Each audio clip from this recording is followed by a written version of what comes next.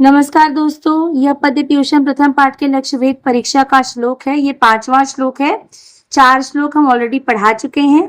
तो यह 5वां श्लोक है। इसमें हम पढ़ेंगे कि संस्कृत को एक एक करके कैसे पढ़ा जाता है, इसके एक एक शब्द का अर्थ जानेंगे, उसके बाद इसका अन्वय जानेंगे और अन्वय के बाद इसका एक साथ अर्थ जानेंगे। तो दोस्तों चलिए हम आपको बताते हैं कि संस्कृत कठिन से कठिन वर्ड कैसे पढ़ा जाता है। ततो युधिष्ठिरम पूर्वम उवाचा अंगिरसा। पूर्वम उवाचा अंगिरसा दोस्तों ये एक शब्द है और एक शब्द को हम अलग विच्छेद करके अलग अलग करके संधि विच्छेद करके इसको हम पढ़ेंगे। पूर्वम उवाचा अंगिरसा वर संधत्स्व वाणम दुर्धश मध्वाक्यांते विमुंच तप। इसका एक एक करके अर्थ बताते हैं। ततो मतलब होता है तत्पश्चात, यानी इसके बाद। जो 4 श्लोक हम पढ़ चुके हैं उसके बाद युधिष्ठिर। युधिष्ठिर मतलब आपको पता है ये नाम है युधिष्ठिर का। पूर्वम उवाच अंगिरसा। पूर्वम मतलब होता है पहले, उवाच मतलब होता है कहा। अंगिरसा, अंगिरसा मतलब श्रेष्ठ, गोत्र में श्रेष्ठ, सर्वश्रेष्ठ पुरुष। संधत्स्व मतलब निशाना साधो, निशाना लगाओ। वाणम बाण को। दुर्धर्षम मतलब प्रचंड। मध्वाक्यांते मेरे कथन के अंत में। विमुंचतम छोड़ दो उसे। यानी अब एक एक करके इसका अन्वय पहले जानते हैं इस श्लोक का। सबसे पहले होगा ततः अंगिरसां वर पूर्व युधिष्ठिरम उवाच दुर्धशम बाजम संधत्स्वम मध्वाक्यांते विमुंचम। इसका ये अन्वय है। अन्वय का मतलब होता है सीधे सरल भाषा में श्लोक को लिखना, जिसे हम आसानी से अब इसका अर्थ समझ सकते हैं। जैसे कि मैंने पहले बताया तत्व मतलब होता है तत्पश्चात, यानी इसके बाद। अंगिरस गोत्र के ब्राह्मणों में श्रेष्ठ द्रोणाचार्य ने पहले युधिष्ठिर से कहा तुम प्रचंड बाण को संधान करो। मध्वाक्यांते विमुंचम जब मैं बोलूं उससे पहले, जब मैं कहूं मेरे कहते ही तुम बाण को छोड़ देना, विमुंच कर देना। 6वां श्लोक है दोस्तों। ततो युधिष्ठिरा पूर्वम अनुग्रह्याम परंतप तत्सौभासम समुद्दिश्य गुरुवाक्य प्रणोदित। यानी ततो तब, तब एक तरह ततो तत्पश्चात, इसके बाद या तब। युधिष्ठिर युधिष्ठिर पूर्व सबसे पहले। अनुग्रह यानी धनुग्रह, धनुग्रह मतलब धनुष गृह लेकर, धनुष धनुग्रह धनुष लेकर। परंतप शत्रु को, किसको? शत्रुओं को, पीड़ित शत्रुओं को, जो शत्रुओं को पीड़ित करने वाले हैं। कौन? युधिष्ठिर। तस्थौ खड़े हो जाओ। भाषम गिद्ध समुद्दिश्य यानी उसको लक्ष्य करके। किसको? गिद्ध को लक्ष्य करके। गुरु वाक्य प्रणोदित गुरु के वाक्य से प्रेरित होकर। अब इसका अन्वय देखते हैं दोस्तों। तथा गुरु वाक्य प्रणोदित परंतप युधिष्ठिर पूर्वम धनु गृह्याम भाषम समुद्दिश्य तस्थौ। एक एक करके इसका अर्थ हम जान गए हैं। अब इसको एक साथ इसका अनुवाद करते हैं। तथा गुरु वाक्य प्रणोदित मतलब इसके बाद गुरु द्रोणाचार्य के वचन को, वाक्य मतलब वचन को, वचन से प्रणोदित प्रेरित हुए। द्रोणाचार्य के गुरु वाक्य, गुरु के वाक्य से प्रेरित होकर, द्रोणाचार्य से प्रेरित होकर। शत्रु परंतप युधिष्ठिर शत्रुओं का संतप्त करने वाले युधिष्ठिर पूर्व सबसे पहले धनुष लेकर भासम गिद्ध पक्षी को समुद्दिश्य लक्ष्य करके खड़े हो गए। उसके बाद गुरु के वाक्यों से प्रेरित होकर परंतप यानी शत्रुओं को संतप्त करने वाले युधिष्ठिर उससे पहले धनुष लेकर गिद्ध का निशाना लगाकर खड़े हो गए। अब दोस्तों सातवां है, सातवां श्लोक, ततो वित्तधनवानम, ततो वित्तधनवानम द्रोणस्तं करु नंदनम स मुहूर्ता वाचेदम वचनम भरतर्षभ। यानी अब इसका एक एक करके अर्थ देख लेते। ततो, फिर ततो आया यानी इसके बाद, ततो इसके बाद,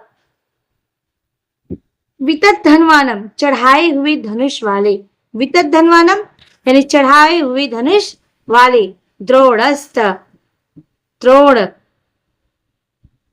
ने, कुरु नंदनम कुरु के नंदन, कुरु वंश को आनंदित करने वाले। इसका हमने संधि विच्छेद करके लिखा हुआ है, मुहूर्ता उवाच इदम, यानी थोड़ी देर में यह, इदम मीन्स यह, उवाच मीन्स कहा, मुहूर्त उवाच इदम थोड़ी देर में यह कहा, वचनम कथन, भरतर्षभ भरत वंशियों में श्रेष्ठ, भरत वंशियों में श्रेष्ठ। अब इसका अन्वय एक बार हम देख लेते हैं। अन्वय है, तथा सादृढ़ विदधनवानं त भरतर्षभ कुरुनंदनम मुहूर्तात् इदम वचनम उवाच।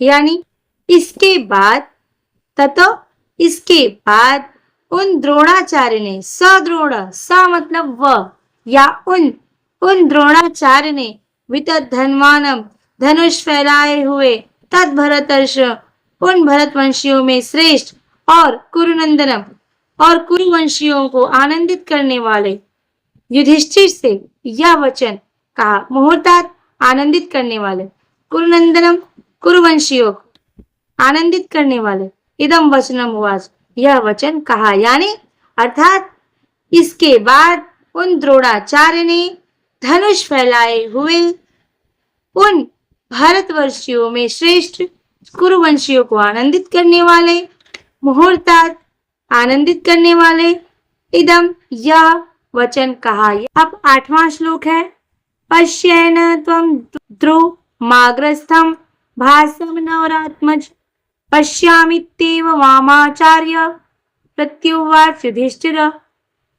पश्येन, पश्येन, एन पश्ये इसे देखो, पश्येन इसे देखो, तुम द्रुमाग्रस्थम वृक्ष की चोटी पर, ध्रुव मतलब होता है वृक्ष और ग्रस्तम मतलब होता है अग्रस्तम, द्रुमा अग्रस्तम, अग्रस्तम मतलब होता है उसकी अगले भाग पर यानी उसकी चोटी पर, भासम गिद्ध, नवरात्मज हे श्रेष्ठ पुरुष के पुत्र, पश्यामित्येव मैं देखता हूँ, आचार्य मैं इसे ही देखता हूँ, आचार्य प्रत्युवाच उत्तर दिया युधिष्ठिर ने कहा। अन्वय देख लेते हैं, हे नवरात्मज त्वं द्रुमाग्रस्तम एनम भासम पश्य युधिष्ठिर पश्यामि इति एवं आचार्य प्रत्युवाच।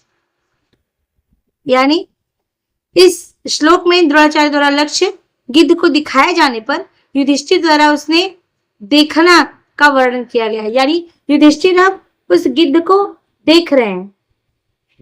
द्रोणाचार्य युधिष्ठिर से कहते हैं, हे नवरात्मज, हे श्रेष्ठ पुरुष के पुत्र, तुम वृक्ष की चोटी पर स्थित अर्थात रखे हुए इस गिद्ध के पक्षी को देखो। युधिष्ठिर ने देख रहा हूं ऐसा उत्तर दिया। पश्यामि इत्येव आचार्यम, हे आचार्य मैं इसे देख रहा हूं, मैं इसे देखता हूं, किसे, गिद्ध पक्षी को। एक बार फिर से सुनिए, द्रोणाचार्य ने युधिष्ठिर से यह कहते हैं कि हे श्रेष्ठ पुरुष के पुत्र, तुम वृक्ष की चोटी पर स्थित, द्रुमाग्रस्तम वृक्ष की चोटी पर स्थित इस गिद्ध पक्षी को देखो। युधिष्ठिर ने जैसा कहा कि मैं, हे आचार्य मैं देख रहा हूं। स मुहूर्तादिव पुनः द्रोणस्तमं प्रत्यभाषत अथ वृक्षामि मा वा भ्रातृन वा अपि प्रपश्यसि। स मुहूर्तादिव, मुहूर्तादिव मतलब स मतलब होता है वह, मुहूर्तादिव थोड़ी ही देर में, पुनः द्रोणास्तमं फिर से, पुनः द्रोणास्तमं फिर से, प्रत्यम भाषत बोले, अथ इसके बाद, वृक्षम मिम वृक्ष को, मांग मुझे, वा या प्रार्थना भाइयों को, वा अपि भी प्रपश्यसि अच्छी तरह देख रहे हो, अच्छी तरह से देख रहा हूँ। अन्वय देखते हैं। सदृढ़ मुहूर्तात इव पुनः प्रत्यभाषत अथ त्वम् अथ इव वीक्षां मां वा भ्रार्तिन वा अपि प्रपश्यसि। अर्थ है, व्याख्या है इसका, वह द्रोणाचार्य थोड़ी देर में, इव पुनः फिर से, तुरंत बोले, वह द्रोणाचार्य थोड़ी ही देर में पुनः फिर से बोले। किससे बोले? युधिष्ठिर से। इस समय तुम इस वृक्ष को, अथ इमं वृक्षम मां, अथ इम, इस समय तुम वृक्ष को, अथवा या अपने भाइयों को, भ्रार्तिना अपने भाइयों को भी अच्छी तरह से देख रहे हो। उन्होंने कहा, किसने कहा? द्रोणाचार्य ने। द्रोणाचार्य ने फिर तुरंत पुनः ही बोला कि क्या तुम इस समय अपने भाइयों को और वृक्षों को भी देख रहे हो? तो दोस्तों ये है 9वां श्लोक। हमने आपको 9वें श्लोक का भी अर्थ बता दिया है। तो दोस्तों आपको हमारा वीडियो कैसा लग रहा है? अगर आपको हमारा वीडियो पसंद आ रहा है तो हमारे वीडियो को लाइक करिए, हमारे चैनल को सब्सक्राइब करिए और बेल आइकॉन को भी प्रेस करिए। फिर मिलते हैं अगले श्लोक के साथ 10वें श्लोक में। तब तक के लिए नमस्कार।